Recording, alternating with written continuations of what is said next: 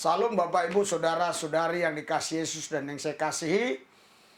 Kali ini saya akan sampaikan kepada saudara berita gembira. Tetapi sebelum saya sampaikan berita gembira ini, jangan lupa ya, subscribe, like, pencet tombol lonceng supaya setiap saya mengupdate video-video baru muncul di hati saudara. Dan sharing ke siapa saja boleh. Oke, Anda sudah membantu channel ini. Saudara, Bapak Ibu sekalian, berita gembira yang saya mau sampaikan adalah di mana saudara kita Hotman Paris, dia bertobat. Dari mana saya tahu? Dari kesaksiannya di video singkat. Nanti kita akan tayangkan. Kenapa dia bertobat, saudara? Ya, ini disebabkan karena situasi, kondisi, keadaan yang sekarang sangat menakutkan banyak orang. Bahkan tidak sedikit orang-orang yang sekarang sudah positif kena penyakit COVID-19 atau corona. Itu yang sudah terdeteksi, yang sudah dicek. Tapi masih banyak lagi yang belum dicek. Kita nggak tahu ada berapa puluh ribu mungkin yang belum dicek, yang mereka ternyata kena virus corona tersebut. Jadi ternyata lewat ini semua ada hikmahnya. Hikmahnya apa? Di mana saudara kita, teman baik saya, walaupun saya nggak kenal. Ya, saya bangga, senang sekali karena pernah saya counter satu video dia, ya. Dia bertobat. Ini orang cukup terkenal. Orang yang cukup terkenal di bidang pengacara. Ya, kalau mungkin Anda nggak sabar, ya kita lihat dululah video singkat ini, oke?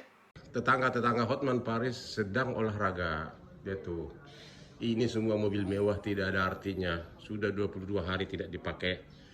Sekarang setiap belanjaan dari luar harus direndam dulu dengan air sabun di garasi.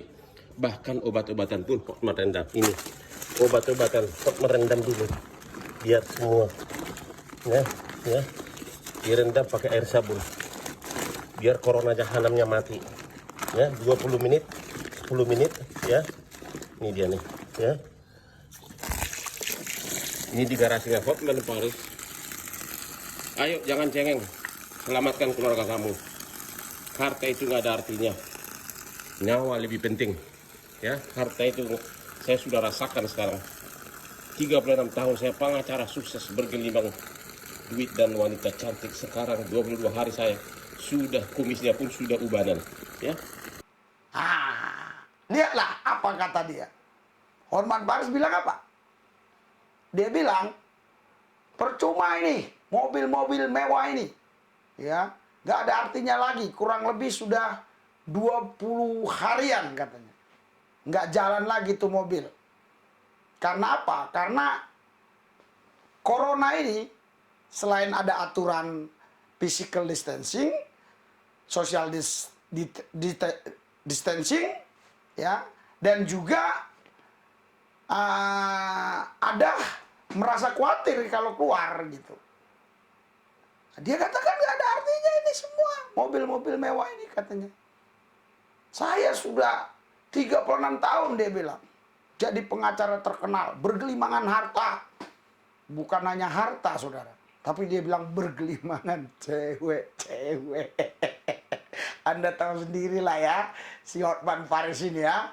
Ngeri ya kalau Anda lihat tuh di channel YouTube-nya Hotman Paris ya. Jadi saudara, dia saking khawatirnya semua tuh dicelupin dia ke ember, yang isi ember itu air dan sabun. Jadi setiap beli apa saja, mau buah kek, mau obat kek, dia celupin dulu di sana. Nah, saking dia takutnya kena corona itu. Saudara, sekarang saatnya banyak orang-orang yang dulunya mungkin merasa dirinya hebat, kaya, pangkat, kuat. Sekarang mereka bertekuk lutut di bawah kaki Yesus. Bertobat. Ya. Hotman Paris tadi lanjutnya bilang apa, saudara? Dia bilang apa? Dia bilang sudah 21 hari kalau nggak salah ya. Dia bilang, ya, sudah kumisnya ubanan, udah putih. Itu kalau Hotman Paris ngomong gitu, itu ada makna tertentu arti. Saya nggak perlu ungkapkan di sini. Saya ngerti. Ya, karena saya tahu alur pikir dia. Yang dimaksudkan dia ubanan itu apa saja. Saudara, dia bilang nggak ada artinya semua. Jadi dia dari kata-kata ini ya saya mengambil kesimpulan dia mau bertobat. Puji Tuhan lah. Laiku Hotman Paris, bertobatlah.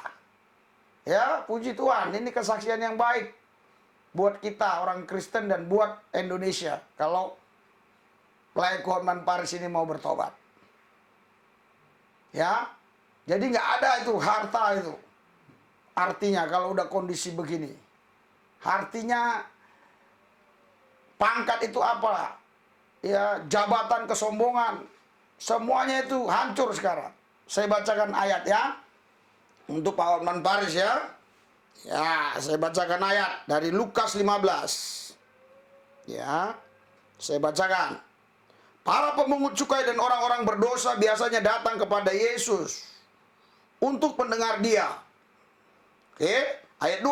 Maka bersungut-sungutlah orang-orang Farisi dan ahli-ahli Taurat. Katanya, ia menerima orang-orang berdosa dan makan bersama dengan mereka. Jadi, di Lukas 15 ini, Yesus makan bersama orang berdosa, orang Farisi, ahli Taurat, iri. Masa seorang nabi makan sama orang berdosa? Yang setahu mereka, nabi itu dia mengeksklusifkan dirinya. Tidak mau bergabung dengan orang berdosa. Tapi Yesus berbeda, justru dia bergabung dengan orang berdosa.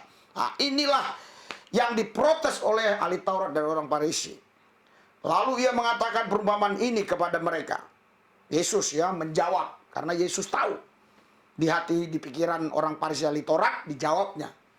Ya, siapakah di antara kamu yang mempunyai 100 ekor domba, dan jikalau ia kehilangan seekor di antaranya, tidak meninggalkan yang 99 ekor di padang gurun, dan pergi mencari yang sesat itu sampai ia menemukannya. Jadi, Yesus kasih perumpamaan kalau ada 99 ekor kambingmu, dombamu, hilang satu, apa nggak kau cari? Kalau kau cari yang satu, berarti 99 kau tinggalkan dulu dalam waktu tertentu. Iya kan? Ya, kira-kira Pak Hotman Paris ini ya kurang lebih seperti ini, maksud saya. Dan kalau ia telah menemukannya, ia meletakkannya di atas bahunya dengan gembira. Saudara, ini lambang kegembiraan kalau kita menemukan ternak ya, kita taruh di bahu, itu lambang kegembiraan. Budaya Israel itu begitu, saudara. Orang Israel itu kalau ada dombanya hilang, ketemu, itu bukan digiring, diusir-usir begitu, bukan, langsung ditaruh di bahunya. Itu lambang kegembiraan yang luar biasa. Dan setibanya di rumah, ia memanggil sahabat-sahabat dan tetangga-tetangganya, serta berkata kepada mereka, bersukacitalah bersama-sama dengan aku, sebab dombaku yang hilang itu telah aku temukan. Ya, jadi seringkali di Israel itu begini, saudara. Kalau dombanya hilang, dia cerita sama teman-teman, ya, terkhusus teman-teman penggembala. Domba saya hilang loh. Waduh, kemana ya domba saya? Siapa yang nemukannya nanti ya saya kasih hadiah lah. Ya, saya sekarang sedih loh, domba saya hilang. Kurang lebih begitu ya. Dia cerita kemana-mana. Setelah ditemukan, dia pun cerita lagi kepada teman-temannya. Dia kata, oh sudah dapat domba, aku sudah dapat. Ya. Terus di ayat 7 dikatakan gini, aku berkata kepadamu, demikian juga akan ada sukacita di sorga karena satu orang berdosa yang bertobat, lebih daripada sukacita karena 99 orang benar yang tidak memerlukan pertobatan. Jadi tadi bicara domba, di sini dialihkan kepada manusia, ya. Jadi luar biasa Pak Hotman Paris, Anda sudah ditemukan oleh Yesus Kristus. Yesus berkata, alangkah sukacitanya malaikat di sorga bersorak-sorai ketika ada satu orang bertobat. Ya, tapi ingat Pak Hotman Paris, ya, kalau bertobat ya bertobat beneran lah. Jangan nanti giliran virus corona ini aman, ya, mulai lagi ya kan, joget sama cewek sana cewek sini kan. Janganlah, oke? Saya Pendeta Rizky Lubis mengasihi Pak Hotman Paris dan semua saudara. Mari kita doakan Hotman Paris ini. Tuhan Yesus, aku berdoa buat Hotman Paris, laiku yang kukasihi, yang kucintai, biarlah kekuatan Roh Kudus, biarlah kekuatan firman memberikan kepadanya kuasa, memberikan kepadanya kemampuan untuk menang lebih daripada pemenang, menghadapi semua godaan-godaan, baik itu wanita-wanita maupun bencong-bencong yang mirip wanita, maupun godaan-godaan harta, biar dia tetap hidup di dalam Yesus sesuai dengan kesaksian di video singkat tadi. Dalam nama Yesus yang kudus saya berdoa, haleluya, amin.